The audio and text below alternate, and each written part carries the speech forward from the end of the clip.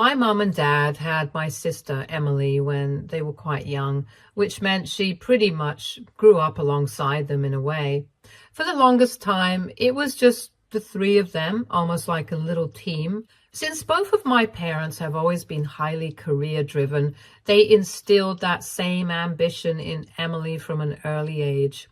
The three of them seem to share a sort of mutual focus on success, always striving for more in their careers and making the most of life. But with that kind of focus comes its own set of challenges, and things weren't always as smooth as they might have seemed on the outside. Before I came into the picture, things started to get tough between my parents. Both of them were so absorbed in their work that it began to take a toll on their relationship. My dad, for some reason, started to suspect that my mom might have been having an affair. At the time, they had stopped going on date nights or spending quality time together. So I guess my dad's insecurities just got the better of him when, in reality, my mom wasn't seeing anyone else. She was just swamped with work, balancing her demanding job with the responsibility of taking care of Emily and managing the household. The weight of all that must have been exhausting for her. It's no surprise that things between them became strained under all the pressure. One day, my mom collapsed out of nowhere in her office. People assumed it might have been due to extreme work stress. However, when she was rushed to the hospital, the doctors discovered that she was 3 months pregnant with me. The craziest part? She hadn't even noticed. Between the intense demands of her job, managing the household, and taking care of Emily, it seems the signs of her pregnancy just slipped under the radar. But the real storm came when my dad heard the news. His initial reaction wasn't excitement or surprise. It was disbelief, and not the good kind. He outright refused to believe that the baby my mom was carrying was his. This accusation hit my mom hard. She was unfairly being accused of something as hurtful as infidelity. They argued bitterly, my mom defending herself, insisting she had never been unfaithful. But it seemed like my dad was too caught up in his own suspicions to listen.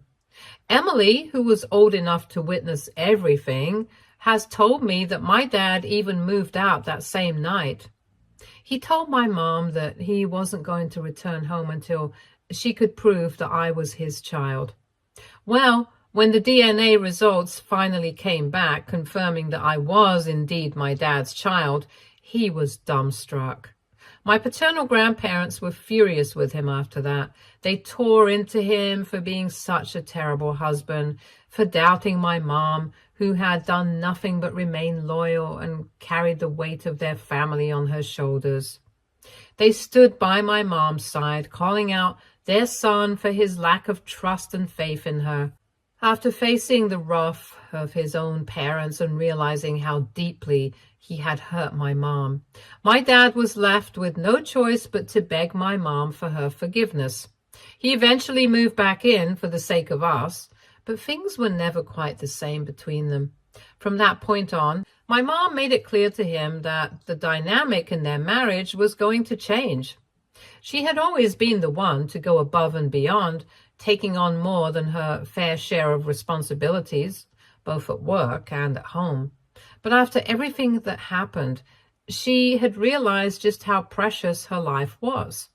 She wasn't willing to continue carrying that burden alone.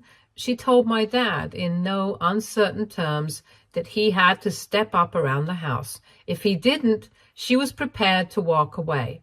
It wasn't just a warning. It was a shift in power in their relationship. My dad, who had no choice but to acknowledge his mistakes, had to give in to all her demands.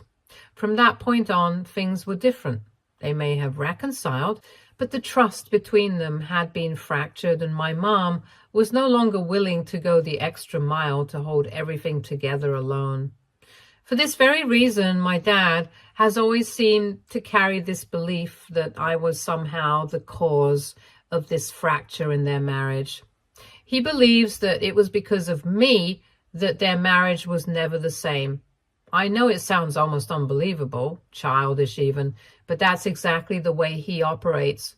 In his mind, it's as if my existence triggered the unraveling of their relationship, like I was the reason he suspected my mom in the first place and the reason their marriage completely changed afterward.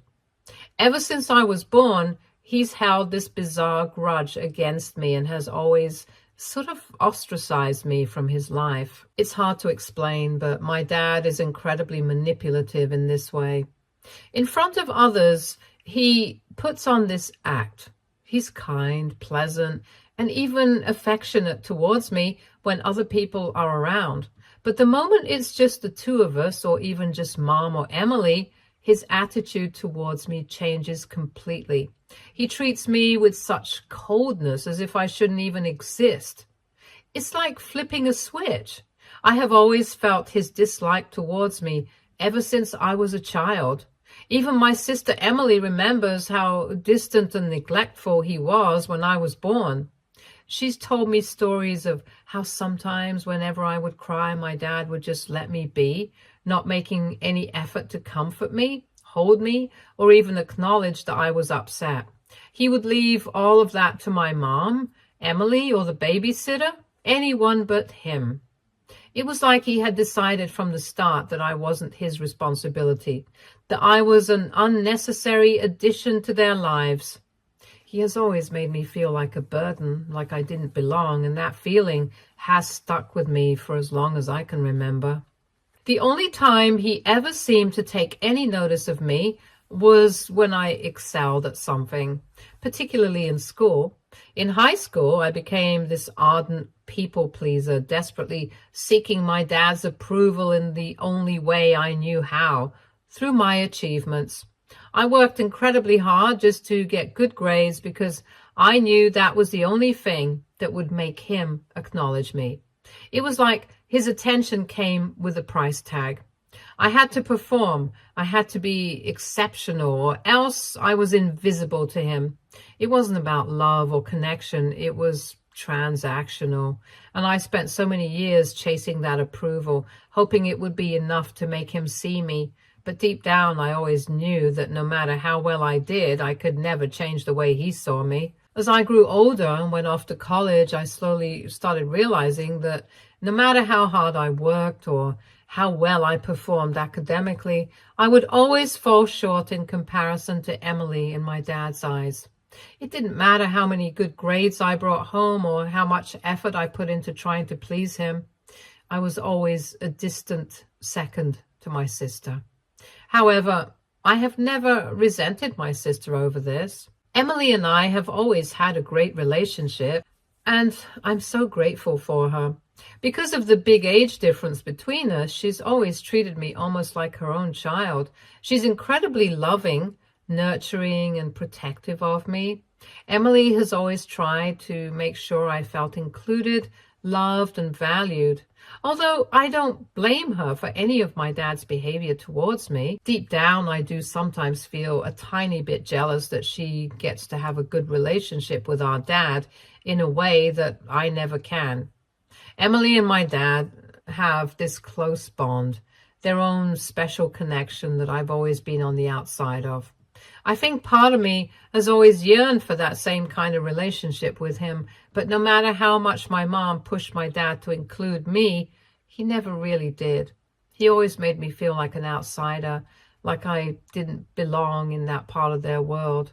My mom tried so hard to get him to make an effort, but it always seemed like his heart just wasn't in it when it came to me.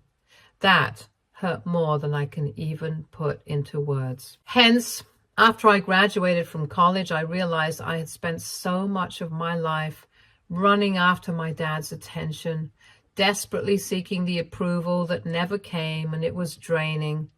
I was exhausted from always feeling like I wasn't enough, like I was chasing something I could never reach. So I made the decision to stop. I stopped running after my dad, stopped trying to make him see me, and instead turned inward. I started going to therapy where I could finally confront all the pain and frustration I had carried for so long. Therapy helped me work through my feelings of abandonment and exclusion, and it allowed me to begin healing. As I focused more on myself, I started putting my energy into things that truly mattered, my personal growth and my career. I poured myself into my work for years. It wasn't easy, and it took time, but I have eventually reached a point where I no longer need my dad's validation as I did before. I have found peace in accepting that I may never have the relationship I always wanted with him. 3 years ago, John came into my life, and everything changed for the better. He's charming and tall, and from the moment we met, we just clicked. It didn't take long for us to fall in love, and being with him has made me a stronger and better woman. John has been my rock, always supporting me and encouraging me to grow. What I love most about him is that he knows everything about my family history, all the ups and downs, especially the complicated relationship I have with my dad, and doesn't judge me. In fact, he strongly dislikes my dad, and honestly, I don't blame him. Whenever John has had to meet my dad during family events, like lunches or gatherings, he usually ignores him, just like my dad has ignored me for most of my life. I think that's his subtle way of standing up for me. If they ever do talk, it's very surface level, with John giving polite but brief one-word answers. My dad has never said anything to me about John's behavior, probably because he doesn't want to acknowledge that John is simply treating him the way he's treated me all these years. A few months ago, John proposed to me, and of course I said yes. Since then, we've been in full wedding planning mode, excited about this new chapter of our lives together. Both John and I have great jobs, and we've always been on the same page about remaining child-free, so that's given us the financial freedom to plan the wedding of our dreams without worrying about future expenses. We've been able to set aside a lot of money to make this day a huge celebration, inviting all our family and friends, even those who live far away, to come and be a part of it. We're both really looking forward to having one day where we can celebrate our love and everything we've built together, surrounded by the people who mean the most to us. It feels like the perfect start to the rest of our lives. During the wedding planning, my mom kept insisting that I should ask my dad to walk me down the aisle, which was something I had thought about briefly, but had never really felt comfortable with. Given the complicated relationship I've always had with my dad, I just didn't want him to have that role on my special day. It didn't feel right, and the idea of him walking me down the aisle didn't hold the sentimental value it might have for others. Instead, I wanted my uncle, my mom's brother, to be the one to walk me down the aisle. My uncle is one of my absolute favorite people in the world, right after my mom and Emily. He's always been such a fun, supportive presence in my life, and I've always felt a special connection with him. He's been there for me in ways that my dad never was. And the idea of having him by my side on such an important day just made sense to me. It felt natural and fitting for him to be the one to walk me into this new chapter of my life. However, when I told my mom that I wanted to ask my uncle to do the honors, she didn't take it well. She went on a bit of a rant, telling me that it would be insensitive to ask my uncle when my dad was still alive. She was worried about how it would look to the rest of the family, saying that everyone would find it weird and questionable if I chose anyone but my dad for such a traditional role. I understood where she was coming from, to an extent. After all, the father walking the bride down the aisle is a long-standing tradition, and to the outside world, it might seem odd or even disrespectful to go against that. But for me, it wasn't about tradition or appearances. It was about choosing someone who had truly been there for me, someone who I felt connected to in a way I never did with my dad. I felt torn between honoring what my mom, and probably a lot of the extended family, expected and staying true to what I wanted for my own wedding day. However, when my mom kept insisting, I reluctantly gave in to my mom's wishes and agreed to ask my mom to walk me down the aisle, even though it wasn't what I truly wanted. I knew it was important to her.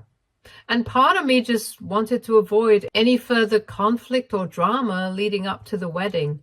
But when I finally did ask my dad, his reaction was far worse than I had anticipated. Instead of being touched or even considering the gesture, he acted like I had asked him something deeply offensive. He straight up told me that he hadn't even considered walking me down the aisle because, in his own words, he didn't really see me as his real daughter. Hearing those words, while hurtful, wasn't exactly shocking because I'd heard him say similar things before. I've grown almost numb to his coldness over the years. I just sighed and tried to push forward with the conversation, explaining how Mom felt and how much it would mean to her. I thought maybe if I framed it that way, how it wasn't even about him or me, but about what Mom wanted, he might soften or at least agree for the sake of family harmony. But my dad just shrugged, completely indifferent, and went on to argue that the only daughter he ever wanted to walk down the aisle was Emily. For context, Emily has been very clear with everyone that she plans on remaining single for life. She's refused the idea of marriage entirely, which has apparently been a headache for my parents for a long time, though that's a whole other story. Regardless of her decision to stay single, the fact that my dad could so bluntly say that he only considered Emily as his daughter for something as symbolic as walking down the aisle really cut deep. He continued by casually suggesting that, in his opinion, I didn't really need anyone to walk me down the aisle, as it was all just nonsense tradition. It was his way of dismissing the entire thing. His words only confirmed what I've known all along, that I was never going to get the father-daughter moment even during my wedding. I didn't argue much after that. There didn't seem to be a point. I just left the conversation feeling defeated but not surprised. It was like another reminder of the emotional distance that has always been there between us. After going back home and giving it some thought, I decided to follow my heart and ask my uncle to walk me down the aisle. When I approached him with the request, he was absolutely thrilled. He said yes immediately, excited and honored to be a part of such an important moment in my life. His genuine happiness made me feel so reassured about my decision, and I knew it was the right choice. I also spoke to both Emily and my mom about my conversation with my dad and how he had refused to walk me down the aisle. They were both disappointed in him, though not entirely surprised given his behavior over the years. Emily especially was frustrated because she's always been more aware of how poorly my dad has treated me when compared to her. Both of them agreed that if my dad didn't want to be there for me in that way, then asking my uncle was a great idea. Their support meant a lot to me, and it made the whole situation easier to handle. On the day of the wedding, my uncle proudly walked me down the aisle. It was such a beautiful ceremony, and I couldn't have asked for a better person to be by my side. The love and joy in that moment felt overwhelming, and when John and I read our vows, there wasn't a single dry eye in the room. Everyone was so moved by the emotion and sincerity of our words. It was one of those rare moments where everything felt perfect, like the culmination of all the love and effort we had put into our relationship. My dad attended the wedding, but true to form, he barely interacted with John or me. He didn't come up to congratulate us, and during the family photo sessions, he kept his distance, almost as if we weren't even there. I tried not to let this ruin my day, focusing instead on the people who genuinely cared about me and were happy to celebrate with us. However, It seems that other guests seem to have taken note about my dad's strange behavior towards me because after the wedding, word has gotten around about how he refused to walk me down the aisle. I'm not sure whether it was Emily, my mom, or my uncle who told people, but whoever it was, they definitely made sure everyone knew the truth. Since then, my dad has been getting an earful from various family members and guests. Apparently, they've been openly criticizing him, calling him out for being a deadbeat father and sarcastically congratulating him for being a horrible father figure. I heard all about this from my mom when she called to share a laugh about what my dad is currently experiencing. I have to say that it's interesting to see how my dad is finally being held accountable by so many people in the family. I thought eventually this would pass. However, last week, my dad started to leave me voicemails asking me if I could clarify to everyone how he was always there for me, the best that he could, since he has been getting a lot of hate. He wanted me to start telling people that it was me who didn't ask him to walk me down the aisle. Obviously, I refused to do this since this was completely untrue. I was also not going to lie for him or try to fix his image. After a few attempts to convince me, he seemed to give up, so I thought maybe he had accepted the situation and moved on. Again, today, he reached out to me, and this time he demanded that I clear his name because he was now losing relationships with people because of what had been going around since my wedding. He went on to say how this fallout with family members would ultimately affect Emily's future wedding. He told me that he was starting to get worried that with how things were going for him, if Emily ever got married, she might not even ask him to walk her down the aisle, and that my tantrum to not clarify things was ruining everything for him. I was extremely pissed off when I heard this. I mean, my dad hasn't even once apologized to me or acknowledged what he had done to me was wrong. Instead, he was only worried about himself and his relationship with his darling daughter, Emily. He seemed concerned about what she might do or might not do in the hypothetical future. I firmly told him that I wasn't going to give him what he wanted. I reminded him that since he never saw me as his daughter, as he had made painfully clear to me several times, he had no right to make these demands or even contact me further about it. I firmly told him that I wasn't going to clear his name and that he needed to deal with this issue on his own. After all, his wrongful actions led to the way everyone now views him, and I wasn't going to clean up a mess that he created. Since the afternoon, he's been bombarding me with messages trying to guilt trip me, saying things like how unfair it is that everyone in the family now sees him in a negative light, and how I am making his life difficult for no reason.